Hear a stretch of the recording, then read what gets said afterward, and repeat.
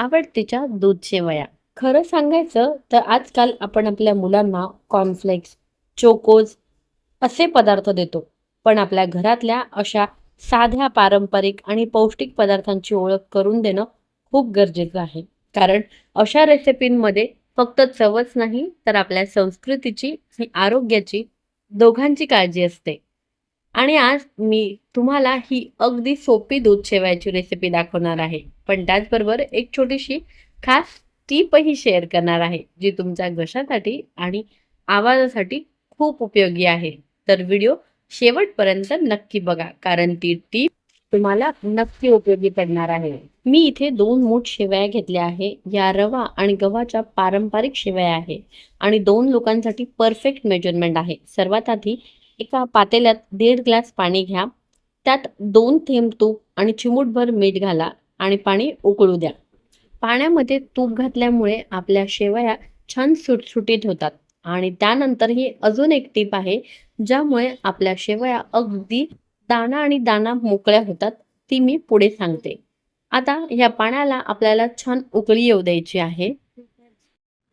साधारण 2 ते 3 मिनिटात पाण्याला छान उकळी येते.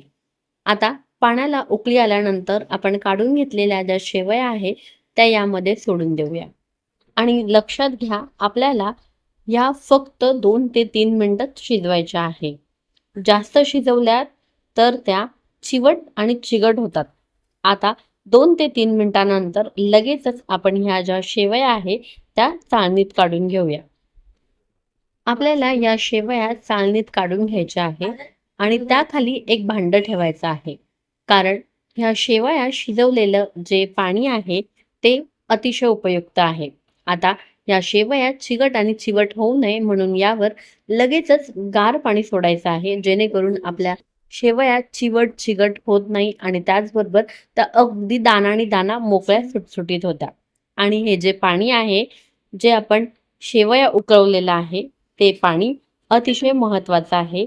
ती महत्त्वाची टीप म्हणजे उरलेलं जे पाणी आहे, हे विशेषतः घसा दुखत असेल किंवा आवाज बसला असेल, तर हे शेवयांचं पाणी अतिशय उपयुक्त आहे.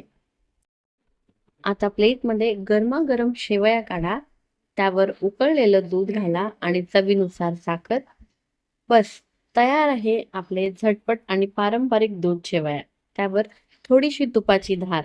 अतिशय चवदार आणि त्याचबरोबर पौष्टिक अशा दूध शेवया तयार झाल्या आहे. रेसिपी कशी वाटली आहे हे कमेंट करून नक्की कळवा. आणि पेजला फॉलो करायला विसरू नका आणि यूट्यूबवरनं बघत असाल तर सबस्क्राईब करा.